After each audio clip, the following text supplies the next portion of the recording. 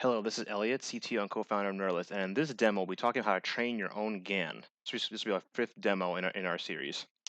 Okay, so what exactly are GANs? So GANs are Generative Adversarial Networks. That's what the acronym stands for. And basically, they learn to generate new realistic data samples. And essentially, for Neuralist, this will be done on image data.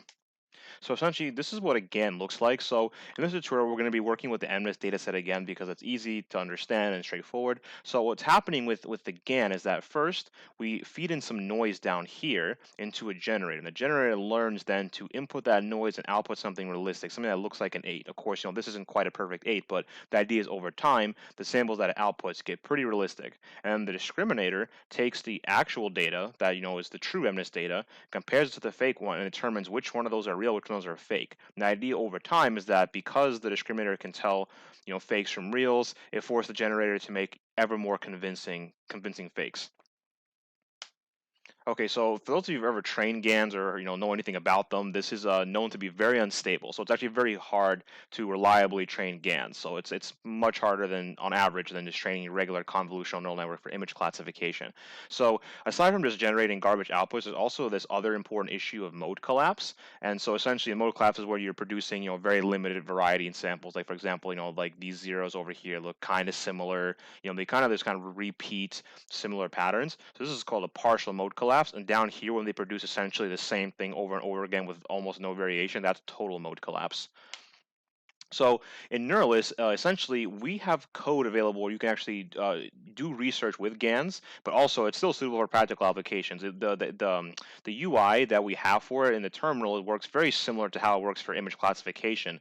But essentially, there are more tools available for the GANs because they're so difficult to train and they involve two networks. So there's a lot of tools that we're going to go over and focus more on that rather than the data in this demonstration. So just like with the CNN on image classification, we can actually train GANs on familiar data sets. And over here, I said DC GAN. This basically just means that we use convolutional networks in our GANs, and I'll touch more on that in a little bit. But of course, we have our familiar data sets like MNIST, CIFAR, and then there's a whole list of data sets that we include. It's MNIST, CIFAR 10, Fashion MNIST, KMNIST, and also CIFAR 100, and also ImageNet for people who are a little bit more ambitious. You could technically train on ImageNet. And of course, your own custom data. So if you want to train a GAN on your own custom data, that follows the same exact procedure as we saw in the previous demo on image classification. Okay, so another important tool is that users can select different optimizers. So essentially, you can control which optimizer you pick, and really, it's a choice between SGD, so stochastic gradient descent, the atom optimizer, or RMS prop, and you also can control the learning rates of both networks as well as the momentum of both networks if you're using optimizer that uses momentum. So you also can even select the image sizes you want the GAN to input and output. That's another cool feature. So if you want to resize an image, either make it larger or smaller, or you can do that. So also one more advanced tool, and this is something that is not always talked about in GAN training, but actually turns out to be super helpful. So essentially, the noise that you input into the generator. So let me just scroll back a little bit. So over here, this noise comes from a distribution, from some normal distribution.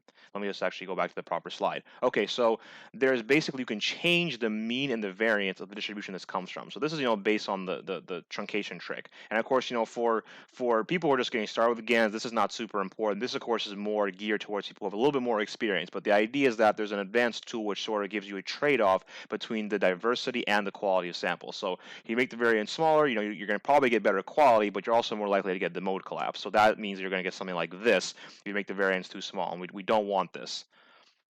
However, if you make it too large, you might get large diversity of samples, but you might get some kind of garbage output that doesn't really look like anything you want it to look like. So just something to keep in mind when you're training your GANs. And of course, there's more details on this in the Jupyter notebook, and I'll probably make an additional video sort of elaborating more on exactly how this all works.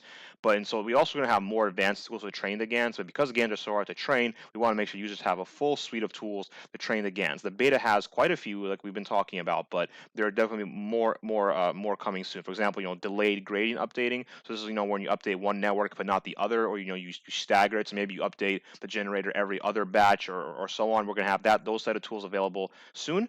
You also can choose different GAN losses. The GANs that we have here for Neuralist in the beta just use the very basic GAN loss that Ian Goodfellow came up with in 2014. So if you're just getting started with GANs and you just learned about them, a couple days ago, and just getting your feet wet, this uses the loss function that you would come across. Okay, so what exactly do these DC GANs look like? So for those of you who are really not into, who have even no experience with GANs, essentially all that's really happening here is we're inputting some noise. We have a generator, which, essentially takes a bunch of, it basically takes the noise and converts it into this image over here. So in this example, we have, just pictures of glaucoma. So the idea is, the generator generate realistic pictures of glaucoma. You don't really care exactly whether it's normal or not. That's not the goal of the GAN per se. We just want to make the pictures look realistic. So this is sort of what the network architecture would look like. And remember that for GANs, it's not the networks that make the GAN per se. It's really how you train two networks. It's a setup of the training system. And so pretty soon, now I guess rather now, we're going to turn our attention to actually training your own GAN in Neurales. And of course, if you're completely new to GANs and you weren't really completely following everything I was talking about earlier, that's okay. We're going to walk through exactly how you train a GAN to generate realistic samples from data. And again, we're going to be working with the MNIST data set. So we're going to be inputting this data set and trying to generate other samples that look just like it, that are completely new and not found in the original data set. Okay, so once again, we're back in our favorite terminal, and we're going to be running the file called run Neurales GAN.py. And so it's very similar input as you had for the CNN. So we're going to put in path MNIST rather than train path, and we're going to train for 25 epochs, use a batch size of 32, and here are my discriminator learning rate and my generator learning rates. And then I'm going to resize the images to 28. So by default, in every computer vision application of Neurales so far, the default size is 40 by 40. So if you want to change the image size, you just got to put an image size, with the integer in front of it. Now, right now we only support square sizes, so you couldn't do something like 28 and 26, or 32 and 24. It has to be a square right now. Of course, that will change in next updates. Now, also, by default, we only use 3 layers for convolution. So I'm going to update how many convolution layers I have. So the argument is num conv layers. I'm going to say we'll do 6 layers. And give it a second to load everything up, and we're going to go through everything again. And the inputs are going to be very similar to CNN again, where we make the network. So what are my channels and filters for layer 1? So let's start small and work our way up. So let's do 16, 32, 64, and then maybe another 64. Okay, and we're going to do all 3 by 3 kernels. And again, the kernel sizes are also where we only do squares right now, as it says in the little support message over there. So we have our network. Oh, that's right. I forgot one thing. One thing we also need to put down is channels. Just space it out. Should be channels 1 for MNIST, because MNIST is grayscale. So once you have that, the GAN is essentially going to be ready to train. Let's just enter in everything again. So we'll do 4, 8, 16, 32, and then 2 layers with 64 filters, and then all 3 by 3 kernels. And now it's going to train. Give it a second for the input to start showing. This is a relatively large network. Remember, it's 2 networks. And one thing I will say that the generator and discriminator networks are mirror copies of each other. So they're going to be, the generator network will essentially upsample. So we'll take a smaller image and essentially move it up. And the discriminator will then downsample, take a large image and then make it small before it makes the decision whether it's real or fake. So this number is going to train. It's going to take a long time. I said there are 25 epochs. So it's going to take probably like, I'll say half a day on my end to finish running. So I'll just go ahead and pause the tutorial here, and when it's done, I'll show you the final GAN outputs, how you can explore the GAN parameters and how it did on the data, and then also right now Neurales automatically saves the images every epoch, so you actually be able to see the images after every epoch is finished training. So I'll see you guys next part of the tutorial. Okay, so now we've trained our GAN. So we see this GAN actually did not seem to do as well as we would have liked, but that's okay. So let's just actually first look at the model. So look at the model. It's really as simple as just typing in GAN for GAN. You see this is the model that was used, that we trained. And so how do we actually look at exactly what the results are? So in this case, you just do GAN results. And you can see you have a lot of information. So again, it's going to be a dictionary. So we're going to look at the keys. And you see we have essentially, it's going to be just the losses for both networks. And then what happens is the G and the D are the weights associated with both models. So if you ever wanted to save the model for, for future use, this is where the weights come from. And of course, you can see the losses of both networks. And of course, what you get in the dictionary is going to be improved, later. But essentially, this is a complete loss history of the generator. So you want to plot it you'd be able to just simply take the losses and of course plot it.